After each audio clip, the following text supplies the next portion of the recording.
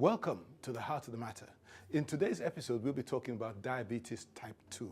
And to talk to us about it, we have Mrs. Osarenkhoe Nwogwugwu. She has lived with diabetes for the last 16 years. She's lived with parents that had diabetes, and now she's trying to help as many people deal with diabetes, encourage them, and also deal with other issues like hypertension, like some of the other health issues that people often get in our part of the world. So stay tuned to the Heart of the Matter as we come back with Osarenkhoe Nwogwugwu. These things sometimes are psychology. I think the financial cost as one of the many reasons was a God experience. Wanted to find God, simply feeling like you're inspired. So Tell us about the solution. as one People with 18 to 35 years of age, not out of work. Hey, I don't have the skill for this particular problem to solve this particular problem. none of us talked about the bread side. Welcome back to the Heart of the Matter, where today our guest is Mrs. Osarenkhoe Nwogwugwu. Did I get that all right? You got it right. And she is a successful businesswoman, but she's she's a health activist, and she's going to tell us all about herself. Yeah. Okay, so welcome to the Heart of the Matter. Thank you very much. It's a privilege to have you. Now, you have 5 children, Yeah. okay? You're married, happily married, Yeah. with 5 children, and 4 of them are girls. 5 of them are girls. Also, all your children are girls. Yeah, beautiful girls. But that's wonderful. Thank you. Now, how did you get into health activism? Well, that I wouldn't say I got in. I think it's inbuilt. It's in me. Okay. Because as a young girl back home in Benin, I was so concerned. I'm always involved in my neighborhood. Okay. Caring hospitality was my passion. So when relatives passed on, I just loved medicine. I used to go dress them up before we take them to the mortuary with no scare as a young girl. So, and I saw myself interested in surgery. So Okay. I used to go with my cousins, my friends who are doctors, to assist them in the theater, then even as a young girl.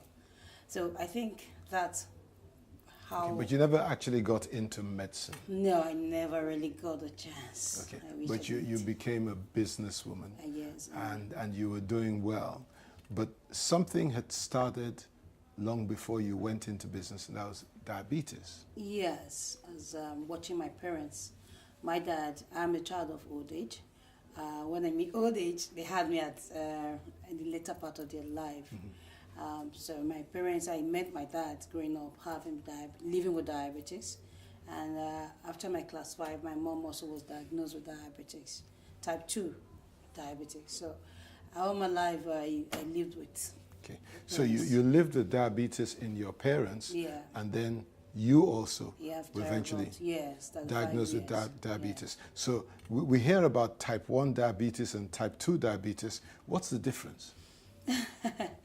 Type 1 is, as it's called, type 1 is juvenile, they call it juvenile diabetes, Okay. because it's mostly common with children.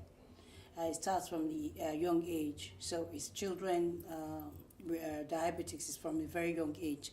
So that's type 1. And that has to do with the fact that their pancreas is not producing insulin, or is producing very little, and which could have been due to a malfunction, maybe the organs. When you were born, they had a problem with the pancreas, or a disease caused it, one thing or the other. So, but from that young age, so that's type 1. Okay, Why now type let's 2? just look at Yeah. the pancreas. And they are insulin dependent. So the pancreas produces insulin, Yeah. but with some people, it just is not producing enough At all. right from the beginning, right From from the beginning, birth. that's type type 1 1. diabetes. Yes. Okay. It's not now- producing at all. Okay. So type 2 diabetes. Type 2 is common when we're supposed to be with the elderly in Okay. the time past. I was diagnosed that elderly people, after a long time, you're now advanced, you have type 2 Because diabetes. Your Because pancreas is not working lifestyle very is not well. working very well. You may have had disease that made your system, or you may have abused yourself, or you're obese. your system could no longer then. But these days, we are having children who are coming down with type 2, maybe because of their sedentary life, obesity. So we're beginning to see 5-year-old having type 2 because they are not completely insulin dependent. So you can use tablets, you can use, can be street diet if it's just pre-diabetics, things like that. So that's the difference. But type 1 is strictly insulin dependent. You cannot give them a tablet at any point in time. From what you've said, some people will get diabetes after some time. What was it like for you when you first heard the diagnosis that you're diabetic? Mine was not actually straight on. It was, there's another type of diabetics, which is called gestational diabetics. You have it during pregnancy. Okay. When you're pregnant. Okay. And it's meant to come and go. Okay. When you deliver your baby, after about 6 weeks, you go for a check, you might have gone back to your normal self. That's how it's meant to be. So that's what I had. I had it twice. But after the second one, it didn't go back. It left, and after 6 months, I started feeling sensation that my body is not my normal self. So I went for a check, and that's when my doctor told me they do the sugar. They checked my sugar level and did what we call sugar profile for the whole day, and they discovered that my body was not breaking down my glucose. And that referred me to endocrinology, which is a doctor who is specialized in the management of diabetics. Okay. So that's how I was diagnosed. So now when I was 35. You've lived with diabetes for how long? See, when you're living with diabetics, you add plus or minus. Okay. Officially, I would say 16 years because I started having gestational from when I was 16 years. I just added 1 year to need, so 17 years now, because plus or minus supposed to have 3 years because it's been in your system. Okay. Meaning when I had my first daughter, I may have had it in the system as a young girl because of child of diabetic parents. Okay, we're going to take a break, but when we come back, what we're going to talk about is how you coped with it. What have you been doing to be able to cope with, to be able to live with diabetes? So viewers, stay tuned to The Heart of the Matter. We'll be back in a moment.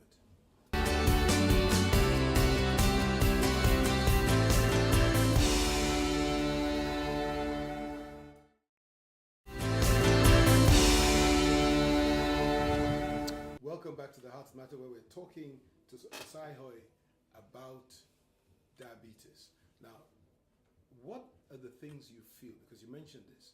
You mentioned there were signs. What are the kind of signs that diabetics get to know that they should go have a check? Well, since mine came through gestation, and that's childbearing, which is the gestation you have, I noticed that I was having rash on my private parts, and I noticed that I was uncomfortable after going to the toilet. So all related. I wasn't feeling the normal weakness, but diabetics, that can be you see yourself having fungal infection more often. You have to go for a check. That means because presence of sugar in your system exposes you to infection. You're losing your weight too often. You wake up in the night to wee, or you're losing weight. You see yourself, you're eating, but you're eating more than you're supposed to, and you're losing weight. And then you're feeling weak all the time. I think you should go for, you're feeling tired. Therefore, after a very short walk, you're feeling tired. You should go for a check. And then also when you use the toilet and you come back and you see that there are so many ants around the toilet you just used, that's a wake-up call that you actually need to go for a checkup. And so many other signs. What about feet? Some people say that there's a well, that's when you're already having complication. Okay. It has been in your system for a long time and you didn't know. You already have a neuropathy, what we call neuropathy. That's your nerves. The sugar in your system has, sugar is a very dangerous substance, at the same time a very important substance. When you're hypo, it's the same sugar you're running away from that saves your brain, that saves you. So you have to understand both. So, but you don't have it excess, you don't have it too low. So that's just it. So when your feet is already swollen, you're having sore, there's no healing, that means you're already having neuropathy. Your nerves to your limb, or for the man, he's not having erection. It goes down easily. That means he has to go for a checkup for a man. Then for a woman, you're trying to get pregnant. You're not getting pregnant. Something is wrong. Go check your sugar. We'll find out that most of them, through our everyday screening, that most women or most men, that has been their underlying problem. So what's the treatment, and how have you been able to For me, do the treatment? For me, well, I was lucky. The first person I was introduced to was endocrinology. That's a specialist for diabetics. That was way back in Port Harcourt before we relocated to Lagos. So I was lucky. Most people were not that lucky. My parents were not. So I've been introduced. My mother in particular, who died from the complication, like feet you're talking about.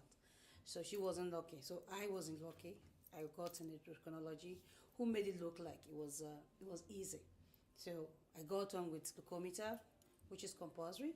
It's a machine you use to check your sugar every now and then. So you're made to, how I overcame it was, I was made to understand that I'm the first doctor before my doctor. So you have to manage yourself, know what you're living with, and be confident about it. Then you have overcome it. So you check your sugar level? Yes, you have to check it before you eat, 2 hours after you eat. That's postprandial, because postprandial is where the complication we're talking about comes from, if it's not under control.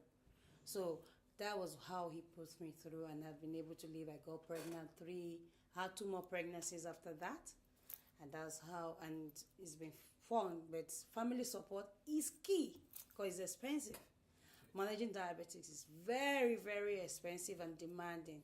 What are the costs? What are the things Averagely, I spend every month nothing less than 50,000. If you add my strip that That's I use in buying check, insulin, or- yes. But when I have to do buy your insulin, your tablets, your supplements, because you have to take supplement, you're not getting enough of the nutrient that you need to keep your nerves alive. Okay. Your eyes protected. So we are advised to use supplements to augment those ones we are not getting enough. Okay. So those things put together, that's when I'm not running tests. If I have to run some tests, Okay. to be costing nothing less than 70,000 a month. In the month, I have to run my cholesterol, A1C, I have to do my heart and kidney, all those necessary tests. We do once in a while. I do my eye checkup, I do my dental checkup. Let's say 80,000 naira. Okay. But you don't do it every month. time. You do it like 6 months, 3. Some of them come up 3 months. So it's that expensive. So the management has been, my husband's been amazing in providing for that and supporting me. So you need a family support, whether you have money or not. You need a family understanding of what you're living with, and you need to understand and live above it. Okay. How can diet help? Oh, amazing. Diet and exercise, the 3 of them is how do I put it? Is a triangle. And you can't do without any of them. So your diet is on top, key, exercise is here, and your medication, your doctor is here. So you can't separate it. But you can do so well that your medication, the doctor would come down if you keep on a diet. It depends on the level you were when you were diagnosed, okay? If you're diagnosed at the pre-diabetics, you can manage it very well, and you don't become diabetic. You suspend it for a long time and not even have it if you do the right diet. And the diet is eat every other food except sugar and fats. Okay. Our African food are blessed. Yes, organic. They're very organic. So Okay, you eat it what portion food size. has sugar? Every food we eat, same, all come back to glucose. You don't eat food with sugar. You I avoid- eat everything Okay. except table sugar that I need when I'm hypo, which I shouldn't be when my sugar is low. So we don't campaign. That was what sentenced my mom to death so early, and so many others, when they were keeping them away from don't eat this, don't eat that. But these days, what we are being taught is eat every other thing, but in portion, in little quantity. But you can eat, like I was coming here, breakfast I checked my sugar before eating so that I know what I'm going to eat and how I'm going to take, whether I'm going to take my insulin. And I checked that, because I traveled last night, I had to come from Benin because of this interview, so I'll be here today. So I stressed myself, thank you. I discovered that my sugar was a little bit above 165 milligram per day, and I had to change my breakfast. I had my egg with 2 slices of bread with pepper, bell pepper sliced in, onions, plenty of onions, and that's what the whole family had. But I reduced mine, and before I came here now, before 12, I'm having 95. I have to check so that I don't have hypo. While you are doing that interview. What is the range that you're saying? Our normal range is when you wake up in the morning is 100. For those of us who are living with diabetics, we can manage, because our culture will not yet getting used to it, 120 for those who are living with diabetics, between 75 and 120. But if you are not living with diabetes, it should be 75 to 100. That when you wake up, then 2 hours after you have eaten. It's not after you just finish. When you start eating your food, till you finish taking your tablets or you finish drinking water, that's when your 2 hours start counting, from when you start putting the food until you finished. Then that's when you start in 1 minute till the end, till 2 hours after that. You check afterwards. If you have anything above 140 for a person living with diabetes, that means your body is not, or let's say manage it 160. Let's be fair. For those who are living with diabetics, that means your body is not breaking it down. So you're going to have complication. But for somebody who has nothing to do with diabetics, should be less than 140 after eating. Now, what would your advice be to our viewers watching this program and saying, I don't know if I have diabetes, or how can I make sure I don't get diabetes if I already have it? What I will always say, and I've always said, and I see begging and preaching, is let every family member, as long as you're above 18, you have yourself a glucometer, get yourself a present. Because if I ask everyone here in this studio who has a person who doesn't have diabetes, everybody will raise their hand because every family is affected. So, but if I ask how many people had have glucometer, nobody, some people, even those living with it, don't have it. And that's the way. Let's be proactive. Prevention is better than cure. How do you prevent it? Know about it. Don't say I bind it, I rebuke it. Yes, that's what they do. But when they bring them, I'm a volunteer. I volunteer in my community hospital, one of the second largest hospital in Lagos State. And I see people coming there every day, and I wish I could do something about it. But this is how we can do something about it. Putting a face to it like you're doing. Get the glucometer. Find out if you're having any of this symptom or you don't understand your body, just check it. If you check and you see that it's higher above the range I just said now, 170, when you wake up in the morning, go to the nearest hospital to you. May not be, go to the government hospital preferably, because they better manage this disease than private hospitals, because their interest is not to make money. Do you understand? Because that's my advice. And if you're feeling weak, don't say you rebuke it. It's not your family. It does not. It may start with you. Yeah, it may start with you. It may not be in your family. You may just be the first person. So that's my advice. I beg everybody, and children who are type 1, parents should stop cursing them, telling them they are banned. It's reality. We can live with it. It's not a big deal. How do they present? Why is it that parents curse them? What is it about the presentation that makes them? No, a child is always weak. A child is always sick. It's expensive. Yes. So you see them struggling to get, when they are diagnosed and they are told that this child needs this injection, they need proper care, because the child does not know, cannot care for himself like I can. So they are always injecting, they are always keeping them close. It demands so much from them. And in our culture, Nigerians were not yet there. So they struggle with that. So that's why they curse them, and they say that they are a burden on them and they are a curse on them. But for those who are rich, they are able to manage it. So the general Nigerians were not rich. So that's what I'm talking about. Now we've talked about diabetes, and you are a health activist, yes, ma'am. Volunteer. So we want to talk about some of the other things that you're dealing with. So we're going to come back and talk about them after this little break. Thank you. Viewers, stay tuned to The Heart of the Matter. We'll be back in a moment where we're talking to Osarenkhoe.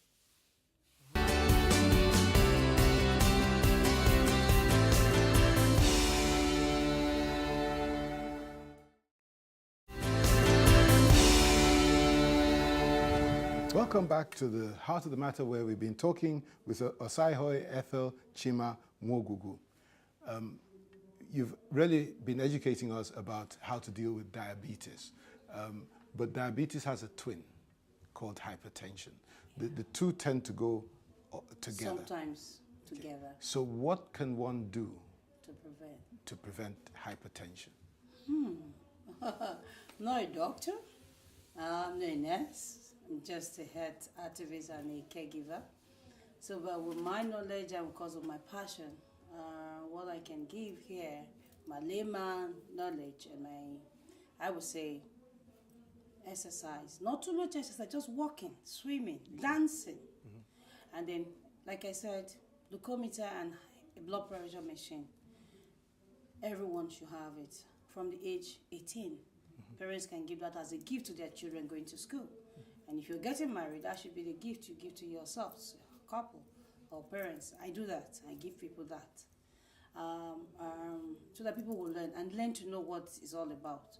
So you don't keep on, it's not my portion. Then eat right. Eat right, less frying, change the method of cooking. Okay. Portion size. So more grilled, not fried. Yes, not grill, steam. Okay. Well, you can stir fry, not deep fry. Even if you want to deep fry, not all the time.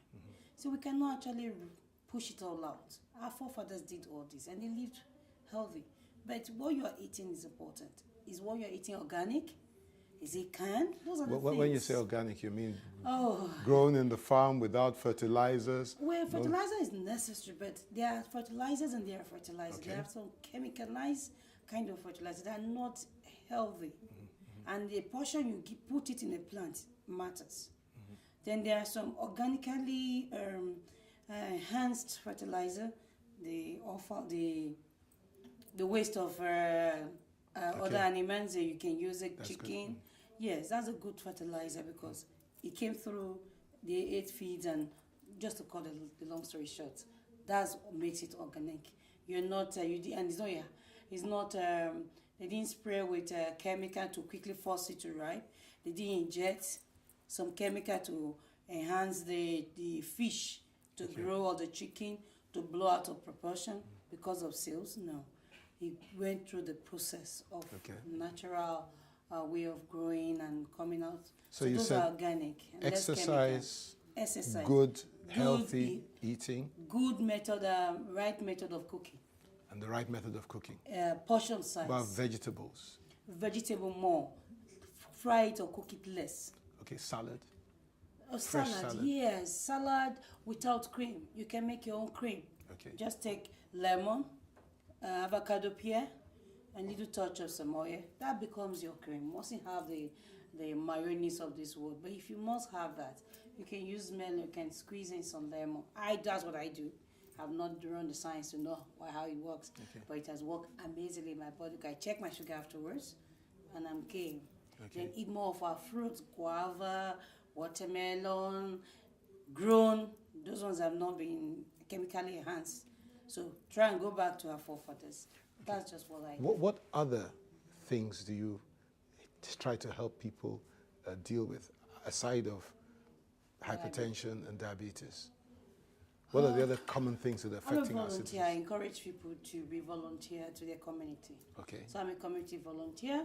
What does that actually mean? Do you actually means go that you from door to door? Yeah, you give some hours of your time Okay. to your community. Okay. It can be 1 hour, it can be 2. I give as much as 8 hours. Okay. That's Every day? That's my problem. I'm trying to do something about that. Because when you are there, So you're actually going knocking on people's oh doors? no, that's not what it means. How do I put it? Okay, it clicks to me to love, Okay. to give a happy hand, to see this person is distressed. What can I do to relieve it? My community. Oh, the doctors are overworked. The nurses are overworked. What can you do to help them? Yes. What can I do to relieve that? Okay, they need assistance in directing patients this way to go, this way. I volunteer that. Patients' relatives need to be attended to while the doctors and nurses are busy. They shouldn't go distract them. So I do that. So how can I help you? Oh, you need direction? You need somebody to cancel, to cry on. I'm there for them to cry on their shoulder. And then you need somebody to cancel, to tell them this is living with diabetes, because they need a face. Yeah. You need a face to see that somebody has gone through this and is standing tall, head high. They need that support. So I am there for them. So that's what I give. And then when there's a disaster, when I'm driving on the way, there's an accident, I rescue. So I'm a member of Nigerian Red Cross too.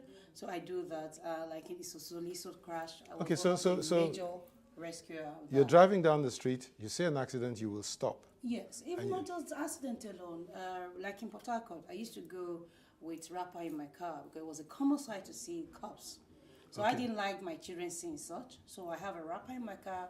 I go there, I identify, try and see if there's a identification, and try and call the police. So if there's a police nearby, I reach them to please come and see cops. That this is what I found in the person. I cover it. In Nigeria, don't you have to be a bit careful doing that? Because if you go near a dead body, might they not say that you might have had some hand? Oh, no, they don't do that. We're not senseless. That's the thing. What volunteerism is all about. People fear the police and say they are not friendly. Even the police are also victim of what we're talking about. So I try to talk to both parties. Look, you're a policeman. Don't behave this. This is not what is expected of you. I've had this incident like that in Port Harcourt. I rescued a boy who was shot, and they were rescuing him on Okada, which was a wrong way of rescuing somebody. I was driving. I had to come down, carry him in my vehicle. I ran there, and the police came. They went to call police. The hospital insisted that we get a police report. I told them, well, try and save the boy. Though unfortunately the boy died, and I told them, look, there's no problem. You know that this boy was shot. Policeman, you come here, you do what's supposed to be, you're supposed to investigate. I rescued the person, and these people were bringing, I saw it wasn't a good way of rescuing, so I assisted them in rescuing. So please don't do that, which is expected that you're not supposed to do. Correct it. All of them were like, wow. And the outside thinking, I'm not a Nigerian, you must be a foreigner, which is a common thing. They feel that Nigerians are not hospitable. It's not true. So that's what I do. So people are joining. We Nigerians are not exactly like that. We are good people. So we have that humane part of it, just that we don't know how to come out, and we don't want to. You can be disappointed. People can reject you. People can call you busybody. People can call you names. But your heart. But you. I feel good and I feel peace. You will just keep on pressing on. Yes. Now. And you see, many Nigerians are appreciating it, and they are asking, how can I join? Well, we want to encourage you. And if anybody is watching the program, wants to volunteer as a health activist, how do they get in touch with you? Can we give them your email address or something like that so they can call you? Oh my. Okay, well, like my boss, we'll put it on the screen. Well, we can put that on the screen. People need to know how, if they can trust, because Nigerians are afraid of trusting and being hurt. Well, I could just tell you how I've been doing it without getting hurt. Even if I'm hurt, how to overcome it. Okay. So you can put up my number, and I could be there to support. And if anybody has any question about diabetics, how to cope with their mother, their friend, who to talk to, feel free to call my number. Last question. Yes, sir. You're a successful business woman. Yes. How have you been able to manage business and volunteerism? That's the magic that's the wonder of God. You see, being hospitality is my passion, and I do a lot of volunteerism. I have been able to, what I do now is, people want to get the right tools through me. Okay. And you see, companies want me to be their brand because I have integrity at stake. So they want me to represent them because what I don't approve, patients want to get it through me. So that, I say medical items like the blood pressure machine, sugar machine, the one I know I have used, I can vouch for, that has a warranty. That's what I do. And then I encourage people I sell food. I'm a farmer, about to be farmer. Wow. So I sell organic, I encourage people to eat organic food. So I sell Nigerian made rice. I encourage people to get Nigerian made chicken that I eat. I mean Nigerian made chicken, there's a guy in Nekbe. I go very far to get what I eat. The water I drink, there are water we shouldn't drink less than 7 pH of water. But a lot of people are consuming acidic water. Yes, not knowing. So for the few I know, I tell them where to get that. I go as far as Ikeja from Bagada to get my drinking water. Okay. I get as far as Ekpe to get my chicken because it's organic. You can go, I travel as far, you have to do that. That's what I do. So this is also, so your business is around what I do. What you're doing. That's my passion. Your activism. Yeah, that's I wish how God did it. we had more time, but we've come to the end of this episode, and I just want to say how grateful we are. And I'm sure there are many viewers out there who've been educated and who are blessed by what you've said. Just know that you're not alone. If you're going through it, your parents are going through it, just know that you're not alone. You can count on me. I'm there. So Osarenkhoe, thank you very much for coming to the Heart of Matter this week. Viewers, it's been our pleasure bringing you this episode. As we said, if you want to contact Osarenkhoe, contact details will be on the screen. We'll be happy to have you back again, same time next week, to watch your Heart of the Matter. Until we meet again, stay blessed.